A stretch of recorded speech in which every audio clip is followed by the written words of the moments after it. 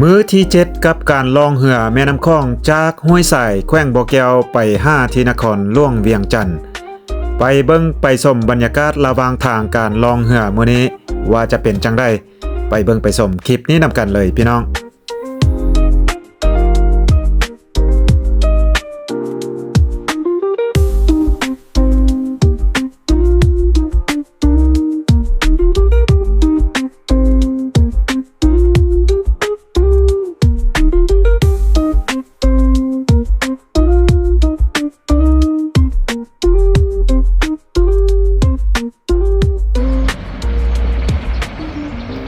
สบายดีตอนเช้า FC เมื่อทุกคนอยู่กับอุ่นใจในมื้อที่7กับการลองเรือแม่น้ำคอง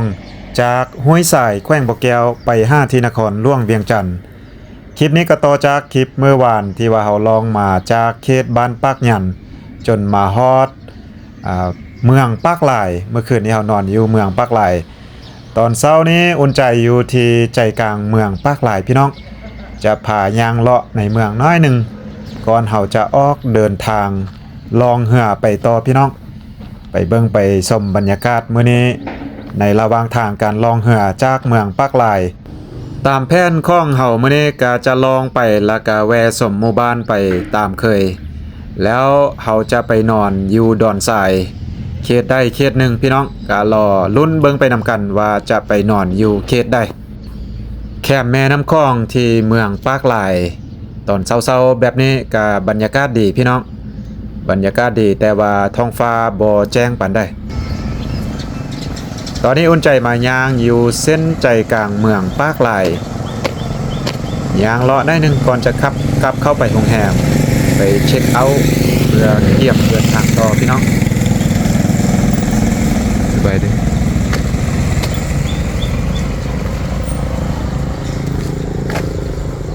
ซื้อหมันได้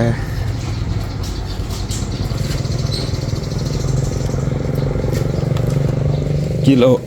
กิโลนึงเท่าไหร่ตัวนี้น้อยเนาะ15,000อ่ะโดยเอาโหลดเดียวเอา2โหลด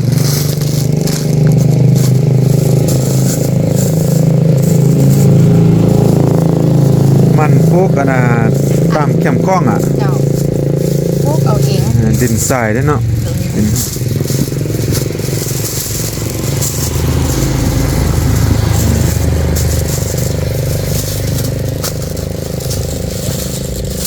นึ่งโลว่านมัน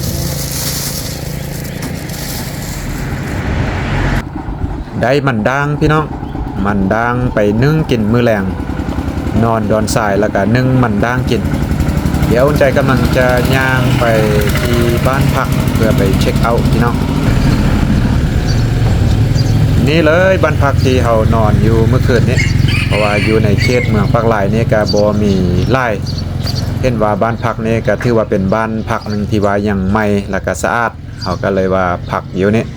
ติดแคมป์คล้องเลยพี่น้องทางหน้าพุ่นเป็นแคมป์คล้องแล้วก็ถ้าเหืออยู่ลมพุ่นแต่ว่าตอนนี้อุ่นใจจะโทรให้เหือขึ้นมาหับอยู่ทาใกล้ๆกับโรงแรมนี่เลยเพื่อสะดวกในการย่างลงไปเพราะว่าจะมีขั้นใดลงไปพี่น้องตอนนี้เราขึ้นเหือเป็นที่เรียบร้อยพี่น้องพร้อมออกเดินทางต่อเมื่อนี้ก็เป็นมื้อที่7ของการลองเหือแม่น้ำคองทุกคนอยู่ในเหือนี่ถือว่ามักแบบนี้เลยพี่น้องโดยเฉพาะลูกค้าของอุ่นใจมักที่สุดเลยแบบนี้เพราะว่าอยู่ในยุโรปอยู่ในประเทศเพิ่นจะบ่มีแบบนี้ลองเหือแบบเพิ่นเบิ่งทิวทัศน์ธรรมชาติหมู่บ้านเที่ยวชมวิถีชีวิตของชาวบ้านและก็ลองเหือแบบสไตล์แบบบ่เร่งบ่ฮีบบ่ฟ้าวเพิ่นว่า slow life นะถือว่าสุดยอดเลยบ่มีไส้ที่จะหาได้แบบนี้แล้วพี่น้องเอ้ยสุดยอดครับไปต่อพี่น้องบายบายเมืองปากหลายเจอกันเถอะนะเบิ่งสภาพอากาศรู้สึกว่าอากาศนี้ร้อนขึ้นทุกวันเลยพี่น้องมื้อที่เราลองออกจากห้วยสายตั้งแต่7มื้อก่อนหน้านั้นอากาศเย็นหลายต้องได้ใส่เสื้อกันลมกันหนาวไว้ตอนเช้า แต่ว่ามาฮอดตอนนี้เข เขตเมืองปากหลายตื่นเช้ามาแบบนี้ฮ้อนเลยพี่น้องฮ้อนเลยมีแสงแดดแห้งแล้วก็ท้องฟ้านี่บ่แจ้งปานใดช่วงนี้ก็คือเห็นกันมีหมอกควันเต็มพี่น้องเบิ่งไก่บ่ปานได้บ่เห็นไก่บ่เห็นวิวทิวทัศน์ธรรมชาติภูผาป่าไม้ถ้าหากทานได้มีแผนจะลองมาแบบนี้อุ่นใจแนะนำอาจจะมาไวกว่านี้อาจจะเป็นเดือน2สากลคันถ้าเป็นเดือนหนึงอาจจะหนาวเกินไปหรือว่าหลังฤดูฝนประมาณเดือน10ถ้าเป็นเดือน11นี่ก็จะเริ่มหนาวละเดือน10นี้น่าจะเหมาะสมที่สุดเลยพี่น้องป่าไม้จะเขียวงามเพราะว่าช่วงนั้นหากันแล้วฤดูฝนแต่ว่าน้ำคลองอาจจะสูงกว่านี้ดอนทรายก็อาจจะบ่มีไร่แล้วก็อาจจะบ่สะดวกปานใดแต่ก็ขึ้นกับบางปีคือปีแล้วไปนี่บ่มีฝนเลยเดือน10ดอนทรายบางบอนนี่ก็ถือว่ามีแล้วฉะนั้นช่วงที่งามที่สุดในการเที่ยวประเทศลาวอุ่นใจมักที่สุดก็คือเดือน10พี่น้องเดือน10เข้าเดือน11ถ้าเป็นเดือน11นี้ก็จะเริ่มหนาวโดยเฉพาะอยู่เขตภาคเหนือเขตที่ว่าเป็นภูสูงอาจจะหนาวแห้งถ้าเป็นเดือน10หรือว่าหลังจากเดือน2ประมาณเดือน2นี่ก็อาจจะอุ่นขึ้นแดจะบ่เห็นหมอกควันแบบนี้พี่น้องช่วงนั้นจะแจ้งเบิ่งไปนี่เห็นภูผาป่าไม้ทิวทัศน์ธรรมชาติป่าไม้ที่เขียวงามก็ถือว่าสุดยอดเลยเนาะขั้วแห่งนี้ก็ยังอยู่ในเขตเมืองปากหลายนี่แหละพี่น้องข้ามแม่น้ำคลองไปอีกฝั่งแต่ว่าสังเกตเบิ่งทางหน้าโพ้นพี่น้องนักก่อนแต่ละวันเลยมื้อนี้นะบ่เห็นหยังเลยทางหน้ามืดเลย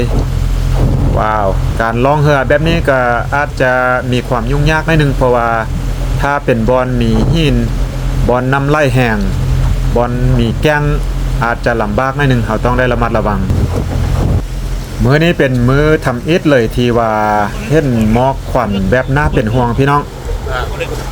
น่าจะเป็น PM 2.5 ที่ว่ายากว่าเข้าเขตอันตรายแล้วพี่น้องเอ้ยแบบนี้หายใจบางครั้งนี่หายใจก็บ่สะดวกปานใดเห็นสภาพอากาศแบบนี้อยากให้ฝนตกลงมาไวๆจาก525พี่น้องถ้าฝนลงมานี่อาจจะล้างมลพิษแล้วก็ล้างฝุ่นหรือว่าควันแบบนี้ได้ระดับหนึ่งเลยตอนนี้ลูกเหือเฮาแอดเหือทั้ง2คนก็เลยไปนั่งอยู่ทางหน้าสังเกตการเบิงหินเบิงก้อนเพราะว่าเหือเฮาก็ได้สะลอความไวลงพี่น้องบางบอนนี้มืดจนบ่เห็นทางหน้าเฮาก็ต้องได้คอยไปในเมื่อมีหมอกควันปกคลุมไปทั่วแบบนี้อย่างหน้าแน่นวิวทิวทัศน์ธรรมชาติก็ได้หายไปส่วนหนึ่งเมื่อนี้เฮาต้องได้ค่อยๆเพลินไปอย่างระมัดระวังเพื่อบ่ให้เกิดอุบัติเหตุรักษาความปลอดภัยให้สูงสุดก็ค่อยไปค่อยมาเอาพี่น้องหวังว่าตอนบ่ายๆอาจจะดีขึ้นมื้อนี้พี่น้องเอ้ยลองมาได้ประมาณระยะหนึงอากาศก็ยังมืดๆอยู่แต่ว่าลูกค้าเฮาก็นอนพักผ่อนละพี่น้องเอ้ยพักผ่อนย้อนกายปล่อยใจไปกับแม่น้ำคลองแบบสบายนอนแบบนี้ถือว่าสุดยอดอากาศนี้เวลาเหือเฮาล่องก็จะมีลมอ่อนๆพัดมาก็จะเย็นกายสบายใจผ่านไป2-3 ชั่วโมงจากปากหลายเมืองปากหลายตอนนี้อากาศก็ยังบ่ดีขึ้นแต่ว่าเราจะซอกบอนจอดหมู่บ้านก่อนพี่น้องในที่สุดเราก็มาฮอดหมู่บ้านที่เราจะจอดเบิ่งบ้านนี้แม่นบ้านห้วยละพี่น้องชื่อบ้านห้วยละลองขึ้นไปเบิ่งว่าจะเป็นจังไดตอนนี้เราอยู่ใกล้ๆกับสายแดนลาวไทยแล้วพี่น้องจากหน่อยหลังจากแวบ้านน่าจะลองไปตืมน้อยหนึ่งก็จะฮอดสายแดนลาวไทยก็หมายความว่าหลังจากนั้นฝั่งขวามือของแม่น้ำคลองจะเป็นฝั่งไทยฝั่งซ้ายมือจะเป็นฝั่งลาวแต่ตอนนี้ซ่องฝั่งยังเป็นฝั่งลาวอยู่ ขึ้นมาหมู่บ้านห้วยละบ้านเหือนนี่ยักว่าแตกต่างกับหมู่บ้านที่เฮาแวะมาหลายพอสมควรเหือนนี้จะตั้งยกพื้นสูงเลยพี่น้องบอกได้เลยว่าหมู่บ้านนี้เป็นหมู่บ้านเอิ้นว่าลาวลุ่มหรือว่าเป็นคนพุทธส่วนใหญ่มีเหือนแบบนี้ยกสูงเลยหมู่บ้านนี้อาจจะเป็นหมู่บ้านที่ว่ามีไฟฟ้าน้ำประปาแล้วก็มีทางรถแต่ว่ายังเป็นทางดินแดงก็เป็นหมู่บ้านที่ว่าพัฒนาหลายเติบพี่น้องเห็นมีรถมีรางอยู่ในเหือนบางหลังนี่ก็ถือว่าสร้างขึ้นแบบเป็นเหือนมาตรฐานก็งามบรรยากาศอยู่บ้านงามพี่น้องเดี๋ยวอุ่นใจจะพายางเลาะหน่อยหนึงแล้วก็จะสอบถามเพิ่นว่าอยู่ไกลจากชายแดนไทยหลายปานใดเมืองแก่นเฒ่าบ้านห้วยละพี่น้องเขตนี้จะเป็นเมืองแก่นเฒ่าแขวงไสยบุรี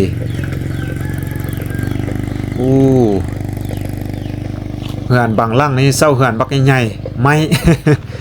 เห็นไหมพี่น้องแต่ว่าเบิ่งทรงนี้บ้านก็อาจจะบ่ใหญ่ปานใดบ้านก็จะตั้งอยู่เรียบแคมแม่น้ำคลองเลยแต่อากาศตอนนี้ร้อนพี่น้องเอ้ยแดดแห้งบ่มีลมอีกอาจจะย่างบ่ได้ไล่อากาศร้อนแบบนี้เพราะว่าตอนอยู่เหือนี่มีลมพัดก็เย็นหลังจากออกจากเหือขึ้นมาแล้วก็โอ้ยพี่น้องร้อนแท้ร้อนว่าอากาศร้อนเอาคือฝนสิตกกินมักม่วงอ่อนมักม่วงน้อย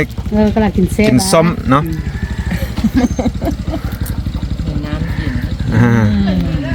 โอ้แซ่บเลยสุดยอดยำมี่แซ่บหลายเป็นว่าแซ่บหลายฮะยำมี่แล้วแซ่บหลายว่าสิ yes สิถามยกไว้ให้เขาอ่ะยกไว้ถามที่ตุ๊บเดียว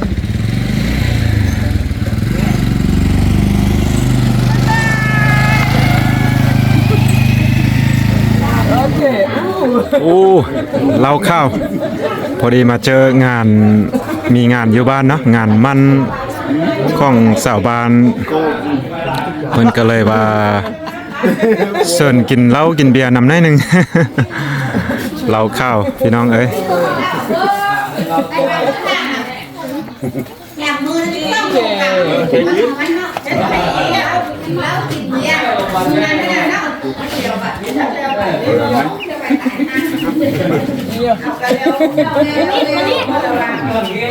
How is it like compared to the other one? It's a good one? Good. With less alcohol. Smoother. Not strong enough? No, it's fine. It's good. It's smoother. But it's smoother? Yeah. Okay. It's smoother. Okay. อากาศร้อนแบบนี้เอาเราเข้าไปจาก2-3 จอกพี่น้องเหงื่อแตกเลยตอนนี้เราอยู่วัดของหมู่บ้านก็เป็นวัดแบบง่ายๆมีปั๊มน้ำมันพร้อมพี่น้องเอ้ยปั๊มน้ำมันก็คือเห็นอยู่อีกบ้านหนึ่งเป็นปั๊มน้ำมันแบบสมัยเก่าเอามือปั้นปั๊มขึ้นมาเอาหลังจากใช้เวลาอยู่ในหมู่บ้านนี้ชั่วโมงหนึ่งพี่น้องเพราะว่าพอดีไปเจองานเพิ่นเมื่อกี้งานมั่นก็เลยว่านั่งเพิ่นนำเพิ่นได้นึงก็ใช้เวลาไปไล่พอสมควรแล้วก็ไปนั่งกินมักม่วงอ่อนอากาศร้อนๆแบบนี้กินส้มใส่พอดีพี่น้องเอ้ยหมู่บ้านนี้อยู่ใกล้กับสายแดนไทยเลยตามสอบถามชาวบ้านเมื่อกี้เพิ่นว่าประมาณบ่ฮอด5 กิโลเมตรว่าซั่นก็ฮอดสายแดนแล้วตอนนี้เราเริ่มลองไปต่อพี่น้องลองไปต่อเดี๋ยวจักน้อยอาจจะฮอดสายแดนไทยแต่ว่าตอนนี้เราขอกินอาหารสวยก่อนพี่น้องยังบ่ทันได้กินข้าวสวยเกือบจะ1 โมงละบ่ายโมงนึงละยังบ่ได้กินข้าวสวยพี่น้องเอ้ยขวามือนี้จะเป็นบ้านเวิร์นคำก็ถือว่าสิ้นสุด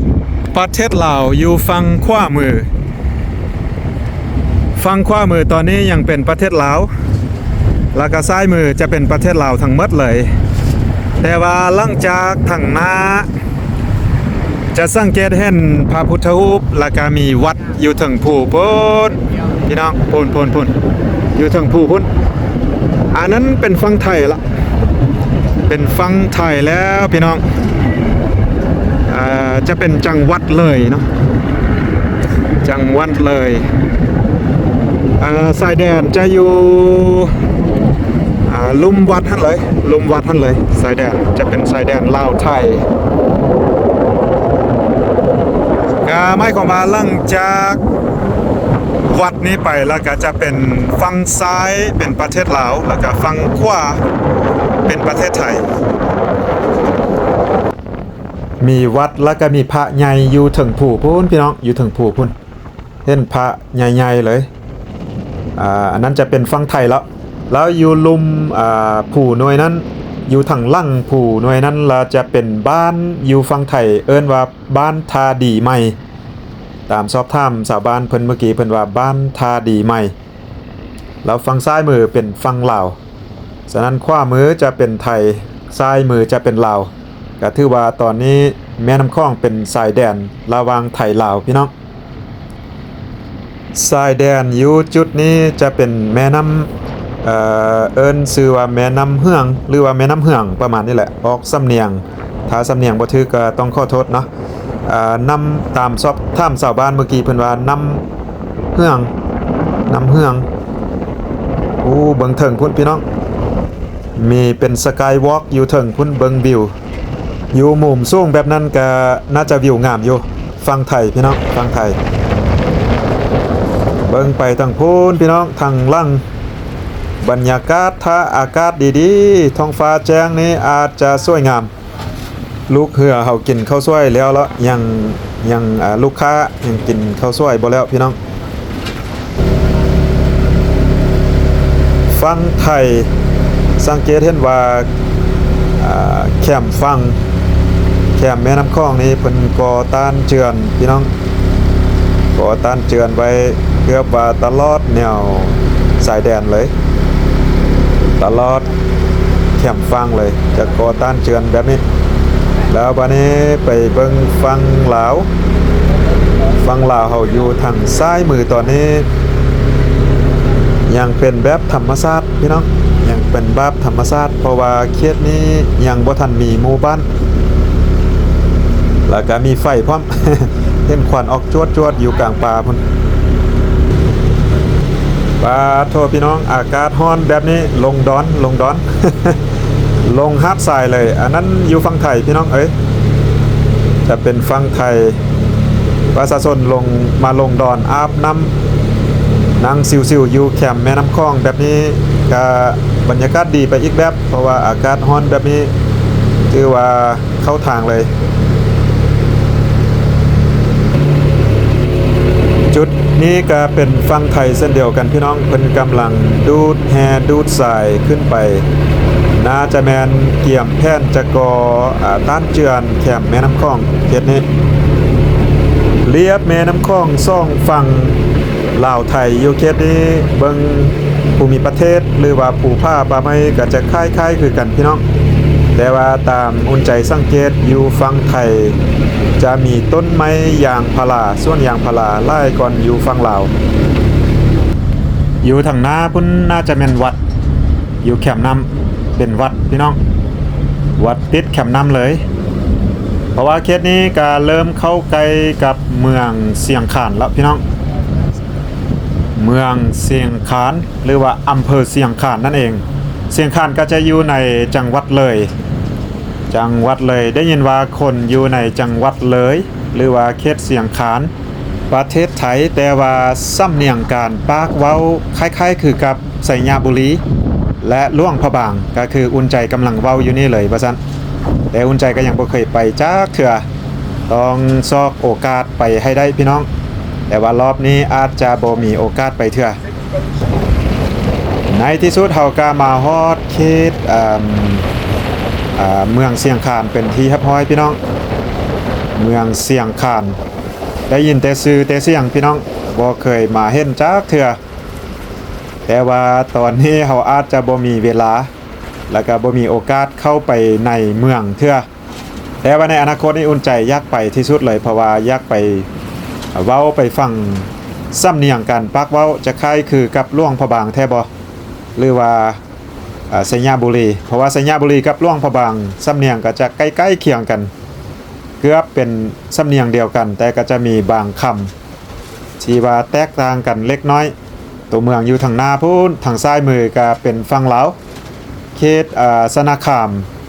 คิดว่าเฮาจะนอนอยู่เขตนี้พี่น้องแต่ว่าทางหน้าอาจจะบ่มีดอนเฮาจะเลี้ยวกลับพี่น้องเฮาจะตีเหือกลับไปดอนเมื่อกี้เฮากายมาเห็นดอนงามๆดอนทรายในที่สุดเฮาก็เต้าเหือกลับพี่น้องเพื่อกลับมาดอนนี้โดยเฉพาะเพราะว่าไปทางหน้านี้เพิ่นว่าจะบ่มีดอนทรายงามๆแบบนี้ให้พักให้เซาให้ตั้งแคมป์เอาก็ตีเหือกลับมาตอนนี้ดอนตัวนี้จะอยู่ครึ่งกลางแม่น้ำคลองเลยขวามือเป็นฝั่งลาวแล้วข้ามดอนนี้ไปฝั่งซ้ายมือก็เป็นฝั่งไทยฉะนั้นเฮาอยู่กลางครึ่งกลางแม่น้ำคลองพี่น้องน้ำบ่เลิกบันไดเขตนี้ดอนนี้งามเลย เหมาะสมที่สุดเลยพี่น้องเอ้ยแต่ว่าน้ำตื้นหน่อยนึงบ่แน่ว่าเหือเฮาจะเข้าฮอตแคมป์ฟังบ่หรือว่าจะได้ยางผ่านน้ำไปดอนใหญ่สมควรลองเช็คเบิ่งน้ำก็ได้อยู่พี่น้องเหือเฮาเข้าฟังได้อยู่จอดได้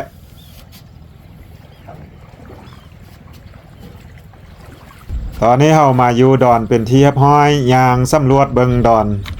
ก็เป็นดอนที่ใหญ่พอสมควรแต่ว่าจะมีหินไล่ก่อนทรายคือดอนที่เฮาตั้งแคมป์ผ่านมาจะเป็นแต่ขี้ทรายแต่อันนี้มีหินปนนำเฮาก็เริ่มตั้งแคมป์พี่น้องเอาโต๊ะเอาตั้งลงซอกไม้มาหลังจากนี้เฮาก็จะห้าปูห้าปลาแล้วก็คั่วกินพร้อมไปเบิ่งบรรยากาศว่าจะเป็นจังได้พี่น้องบัดนี้เพราะว่าเฮามาฮอดตอนนี้ก็ยังเศร้าพอสมควรบ่าย3:30เวลาเฮายังล่าอยู่มื้อนี้อากาศร้อนๆแบบนี้อุ่นใจข้อลงไปหาป่าแป๊บนึงพี่น้อง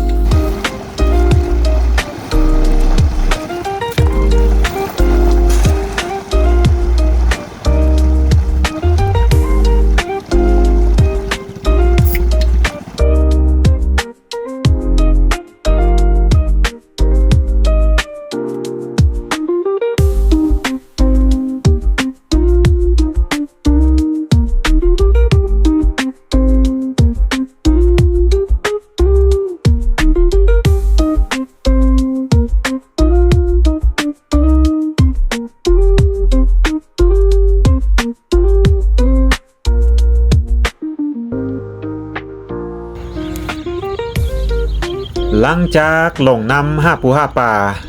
แล้วก็เซตอัพสถานที่บอนจะตั้งเต็นท์ขัวกินพี่น้องตอนนี้ตะเวนกาลงต่ำไปเรื่อยๆอากาศกาจากร้อนๆก็เย็นลงมาได้นิดนึงพี่น้องตอนนี้เฮาก็เริ่มจะขัวกินละพี่น้องเราจะเริ่มจะขัวกินละไปเบิ่งว่าเมนูของเฮามื้อนี้จะมีหยังแด What's that? คุณคืออะไรเสียบบ่ล่ะเสียบ Something else?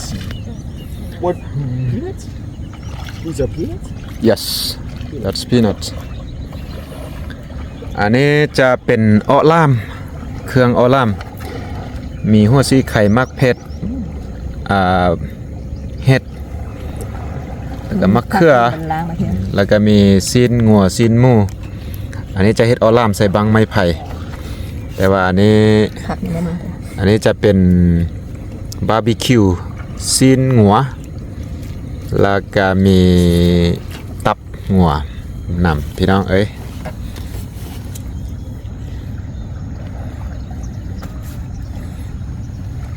อันบ่เขาเจ้าได้อันนี้มันอันน่ะปิ้งซีนทางเนื้อกลางดอนทรายพี่น้องยังมีนึ่งหมันอีกนึ่งหมันด่างโอ้หอมๆแซ่บๆกำลังสิสุกละอันนี้กำลังเฮ็ดยังอยู่เนาะนี่มีปิ้งปลา ปิ้งปลาแล้วก็ต้มมักถั่วดิน เป็นหนักเป็นยักษ์เขาคือเล่นน่ะ แม่นตาเวนกาใกล้จะตกดินละพอดีค่อยคำลงแรงค่อยคำยามแรงอันนี้บังไม้ไผ่ที่จะเอาเห็ดเอาล่ ร้านจะบังไม่ไทยเลยอ่ะ ำสุดยอดบรรยากาศพี่น้องเอ้ยสุดยอดบรรยากาศ